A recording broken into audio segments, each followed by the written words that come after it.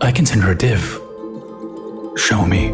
But first we must create a div. And to create that, we're simply going to write div inside the body tag. Now let's make it look visible on our web page. To do that, we're just going to give width and height of 150 pixel to our div and a background color of aqua, and there it is. And now you can notice out here that there's some extra margin at the top and the left hand side, and to remove that, all you have to do is give margin 0 to our body, our parent element. Boom. And now it's sticking right to the corner. Now, there are 3 ways to center a div. We are going to first try the old school transform translate method. To do that, all we have to do is add position absolute to our div. We have to do a top 50%, left 50%, and transform translate it by -50 and -50% on the X and the Y. And there, if we click here, this div is now centered. Yeah. Now, there are simpler ways to do this, but why do this way? Why pick this? Because some people like me just like the pain. Yes. Now, the second method to do that is to use display flex. You add display flex to your body, you justify content center, align item center, and boom. Wait, what? Why is it not in center? It's not in center because you gotta give your parent element some kind of height. And boom, after 100 viewport height, we have the div centered. See, the parent has to have some kind of height, because if your parent box has no height, how can it know where the middle is vertically? It's like saying stand in the middle of nowhere. By giving it a height, you tell Flexbox, hey Flexbox, here's a full screen of height to play with,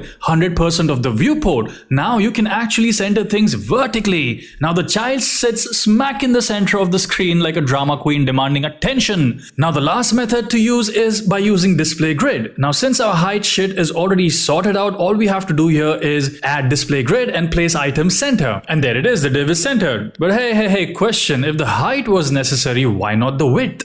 This is because horizontal centering works even without specifying the width. Browsers already know how wide the parent is. It automatically stretches full width unless told otherwise. So out here you can see, if we use the horizontal, then it does not require any size because the parent by default is as wide as the screen, which is width is 100%. So it knows where the center is. In case of vertical, it needs a size because the parent does not know how tall it is unless you explicitly give it a height, like 100 viewport height. Hope this concept was clear to you. Now go open up your VS Code and center a goddamn div.